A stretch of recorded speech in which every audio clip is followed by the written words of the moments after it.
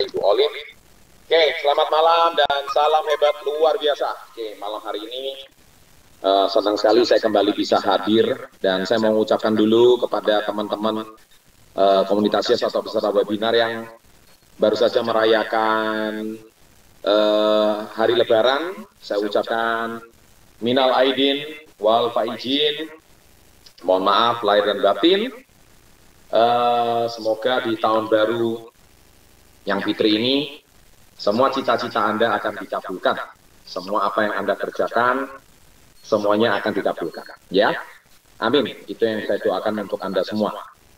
Dan malam hari ini tadi kita sudah mendengarkan sebuah pemaparan presentasi yang begitu baik, testimoni produk yang begitu bagus, serta tadi ditutup oleh testimonial dari salah seorang murid kita, dari seorang mahasiswa, dan beliau sekarang hebat banget ya. Beliau bisa menjadi mentor di komunitas Yes, dan beliau juga adalah salah satu pembicara di Yes Icon nanti minggu depan di Manado. Dan tentunya saya senang banget ya mengulik sebuah kisah orang yang backgroundnya itu minus, backgroundnya nggak punya apa-apa. Karena di bisnis ini bukan kepintaran yang dibutuhkan, bukan gelar sarjana yang dibutuhkan, bukan Anda lulusan mana yang diperlukan, bukan Anda yang punya skill berbicara atau pandai ngomong yang dibutuhkan, yang bisa sukses, bukan juga Anda itu lahir dari kota besar, bukan juga Anda itu lahir dari keluarga pengusaha yang bisa sukses, enggak. Siapapun background Anda, apapun latar belakang Anda semua bisa sukses di bisnis ini. Asal 2 K. Ulangi ya. Ingat 2 kata-kata saya. Asal 2 K. Yang pertama, Anda punya kemauan. Dan K yang kedua, Anda mau kerja keras. Ini sudah saya sampaikan 23 tahun terus-menerus.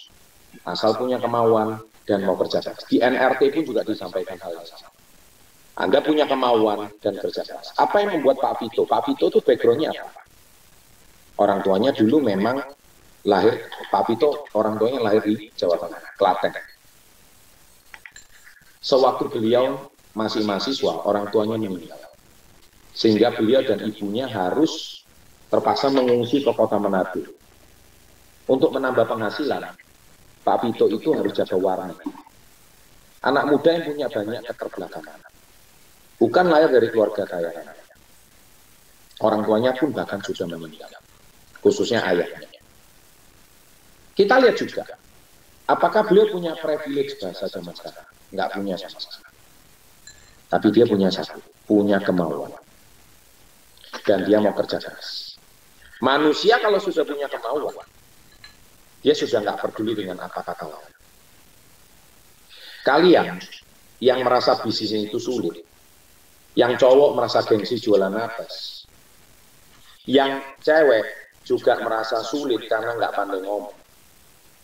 Ingat kata-kata saya. Kata-kata saya hari ini itu tidak banyak mengutip kata-kata yang canggih-canggih kita. Saya cuma mengulang apa yang sudah pernah saya sampaikan selama 23 tahun belakangan. Ikuti kata-kata saya. Orang sukses, cari jalan. Orang gagal, cari alasan. Ikuti ya. Orang sukses, cari jalan. Orang gagal, cari alasan. Jelas-jelas orang sukses itu sudah nggak punya jalan, tapi dia masih bisa menemukan jalan.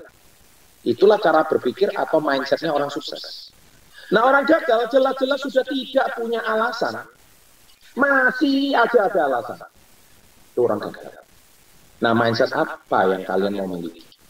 Kalau kalian bilang, Pak, saya nggak punya modal, Pak, saya nggak pandai bicara, saya nggak punya teman, saya bukan sarjana lulusan S1.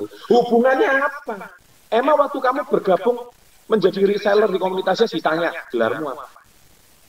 Tinggi badanmu berapa? Berat badanmu berapa? Emang mau memilih pramugari ya, Kan enggak. Asal Anda punya KTP, Anda sudah tercatat sebagai warga negara Indonesia, Anda sudah resmi berusia 17 tahun, kamu bisa terdaftar di komunitas. Artinya apa? Siapapun, background apapun, kalau kamu mau kerja keras, punya kemauan, bisnis ini memberikan kesempatan seluas-luasnya bagi Anda yang mau sukses. Bahkan sukses besar. Jangan nanggung-nanggung kalau sukses. Tadi Pak Vito bilang, kalau bisa menjadi luar biasa, kenapa menjadi biasa-biasa? Tapi masalahnya banyak orang, dia masih memilih hidupnya biasa-biasa. Terutama di zaman sekarang. Gengsi jauh lebih dominan daripada kemauan dan kerja keras. Anak zaman sekarang, bedanya sama zaman dulu apa? Kemudahan instan itu nomor satu. Dikit-dikit googling. Dikit-dikit cek Instagram. Dikit-dikit cari di YouTube. Pertanyaan saya, zaman dulu kami tidak ada YouTube, tidak ada Instagram, tidak ada Google. Bisa sukses itu? Apalagi zaman sekarang ada Google, ada Instagram, ada YouTube, ada TikTok. Ya jauh lebih cepat sukses. Terus bedanya di mana? Bedanya anak muda zaman sekarang actionnya tidak, scrollingnya yang banyak. Actionnya enggak, cari informasinya terus yang banyak. Nah ini yang jadi problem. Kenapa saya ngomong jadi problem? Akhirnya kalian itu tidak action, tidak segera bertindak, tapi cari alasan terus. Wah, kalau ini nggak bisa, kalau itu nggak bisa. Nanti teman saya mau ngomong apa? Masa cowok jualan kembali? Masa cewek itu hari ini jualan apa? Kayak seperti orang nggak punya pekerjaan. Hei, saya mau berpesan sama kalian. Makan tuh gengsi. Kalau kalian lebih mementingkan ego kalian, saya mau berpesan. Besok cicilan mobil kalian atau cicilan rumah kalian bukan ditanggung oleh tetangga. Juga bukan ditanggung oleh teman-teman yang ngolok kamu. Juga tidak ditanggung oleh teman-teman yang nyinyirin kamu. Juga tidak ditanggung oleh orang-orang yang komen di sosmed kamu, komen di Facebook kamu, komen di IG kamu. Iya kan? Yang mengatakan, bisnis kok jualan, kok seperti kayak gitu. Ya kan? Tapi besok waktu kamu posting ke Turki, orang yang sama akan nanti DM. Boleh nggak titip oleh-oleh dong di Turki? Ya kan? Orang yang nolak kamu justru nanti mau titip oleh-oleh. Dan celakanya kamu dengerin orang kayak gini. Loh ini yang parah siapa? Betul? Yang parah siapa? Kok kamu mau dengerin orang-orang yang nyinyir? Dan ternyata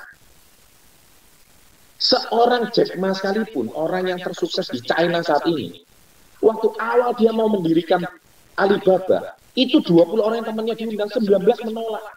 Alias nggak ada yang percaya. Sama kayak saya.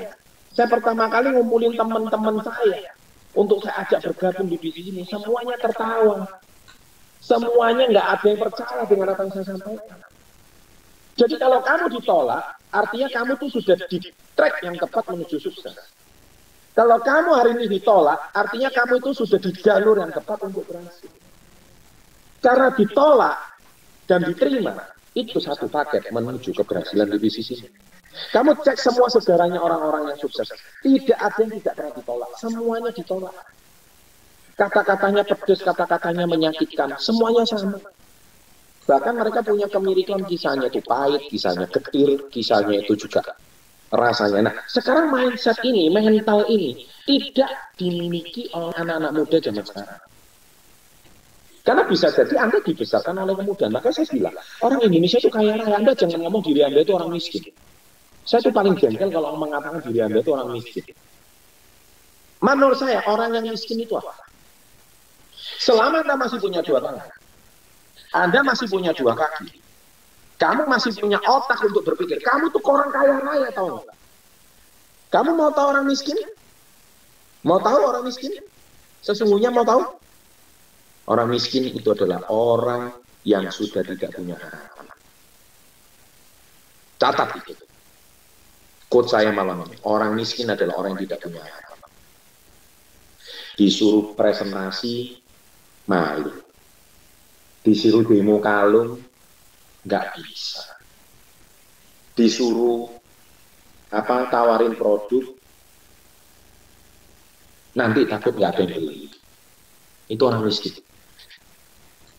Kenapa? Karena miskin sesungguhnya bukan miskin harta. Miskin mental itu miskin yang sesungguhnya. Orang Indonesia itu kaya-kaya. Buktinya apa? Kamu nggak punya uang selama COVID, Corona, rata-rata orang Indonesia pulang ke desa bertani. Nggak mungkin kelaparan. Karena apa? Tanam padi bisa makan, tanam kentang bisa makan, tanam tomat bisa makan. Apanya yang miskin? Kamu jangan ngecap dirimu miskin. Miskin itu kan cuma bahasa sosmed aja. Yang Anda merasa diri Anda itu kecil, merasa diri Anda itu nggak berguna. Padahal kamu tuh kaya-kaya. Kamu masih punya mata nggak bisa melihat. Kamu masih punya telinga nggak bisa mendengar. Kamu masih punya mulut nggak untuk bisa bicara. Kamu masih punya jari nggak untuk mengetik. Kalau enggak ya kamu kaya-kaya. Tapi orang yang nggak punya harapan itu miskin mental. Parah orang miskin mental. Disuruh apapun, alasannya ada aja. Saya nggak bisa, saya nggak mampu lah. Bisanya cuma rebahan, nongkrong nggak jelas. Tapi minta duit sama orang tua nomor 1. Iya kan? Terus, kenapa banyak orang kerja TKW, TKI ke luar negeri? Mohon maaf ini ya, TKW, TKI ya, mohon maaf. Saya juga temu 10 orang yang berangkat, ini saya dari ke luar negeri. Rata-rata yang berangkat itu karena mereka tidak punya pekerjaan yang layak atau mereka pengen punya hidup lebih baik sehingga mereka bekerja di luar negeri. Kalau sudah berkeluarga, kenapa mereka itu tidak ngurus anak berangkat ke luar negeri? Karena suaminya rata-rata tidak bekerja. Ya kan? Disuruh apa malas, disuruh itu malas. Orang miskin betul-betul nggak punya harapan. Akhirnya apa? Ke rumah minta duitnya sama istri. Laki model apa kamu? Ya kan? Yang TKW jangan baper loh ya, saya ngomong kayak gini ya. Tapi untung ada di komunitas Yes. Sejak di komunitas Yes, kita banyak pulangkan TKW, TKI untuk balik ke negeri asal kita. Yang penting Anda mengerti ilmu bisnis online, Anda bisa jualan. Ngapain kita harus hidup di negara orang? Indonesia ini kaya raya. Ngapain kok kita ini harus hidup di negara orang? Miskin mental. Ini penyakit yang paling utama di Indonesia. Miskin mental itu apa? Contohnya, tidak percaya diri. Ayo, siapa yang tidak putih? Ayo ngaku. Minder, itu miskin mental. Apatis, itu miskin mental. Tahu apatis? Acu tak acu. Miskin mental apalagi? Sama sekali nggak punya harapan. Selalu membanding-bandingkan diri dengan orang lain. Selalu dengar apa kata orang lain. Ya kan? Dan artinya dari sini itu artinya apa? Dari sini kita bisa menilai bahwa orang Indonesia itu sebetulnya kalau mentalnya tidak miskin, kamu pasti jadi miliarder. Saya jamin. Pasti jadi miliarder. 1000%. Kenapa? Kalaupun kamu nggak jadi miliarder, minimal kamu bisa berhutang kalian. Minimal kalian hidup lebih layak daripada teman-teman SD-nya kalian. Kamu hidup jauh lebih baik. Berapa banyak orang dari komunitas ini bisa punya rumah sendiri, bisa punya mobil sendiri, bisa punya penghasilan yang jauh lebih baik. Berapa banyak? Banyak banget. Kenapa? Karena mereka tahu siapa dirinya. Mereka bukan orang yang miskin mental. Mereka adalah orang yang sadar tahu siapa dirinya. Nah, malam hari ini saya mau sharing sedikit tentang seminar Yes I Can yang akan kita adakan minggu depan di Manado. Tinggal 10 hari. Ya, 10 hari lagi di Manado. Dan di Surabaya sisa 3 minggu lagi. Di seminar ini saya akan babat habis tentang orang-orang yang miskin mental. Orang yang kaya tapi selalu merasa miskin. Itu termasuk orang miskin mental. Orang yang merasa padahal dirinya itu harimau tapi merasa dirinya kucing. Nanti keluar dari seminar ini kebalikannya, kucing tapi sadar kalau dirinya harimau. Itu yang paling penting. Di seminar ini mental Anda itu akan dibereskan. Jiwa Anda yang koyak dipulihkan. Orang yang merasa dirinya itu tidak berguna, akhirnya Anda akan menjadi pribadi yang bermanfaat. Orang yang suka buang-buang waktu dari seminar ini, Anda akan sangat menghargai waktu. Orang yang tidak pernah menghargai pasangan ini, keluar dari seminar ini, Anda akan sangat menghargai pasangan Anda. Orang yang menjadi orang tua yang tidak bertanggung jawab, keluar dari seminar ini, Anda akan menjadi pribadi orang tua yang jauh lebih bertanggung jawab. Orang yang keluar dari seminar ini, yang dulunya tidak tahu dirinya itu siapa, tidak sadar tujuan hidupnya apa, keluar dari seminar ini, saya akan mempunyai tujuan hidup yang apa. Keluar dari seminar ini, Anda akan paham siapa diri Anda sesungguhnya. Orang yang miskin mental selalu merasa dirinya itu pemalu, orang kecil, selalu merasa dihina oleh lingkungan, selalu merasa dirinya ini tak pantas, selalu merasa dirinya tak layak. Ayo, betul nggak? Ngaku semua. Seminar ini akan mendobrak habis apa itu kekayaan mental.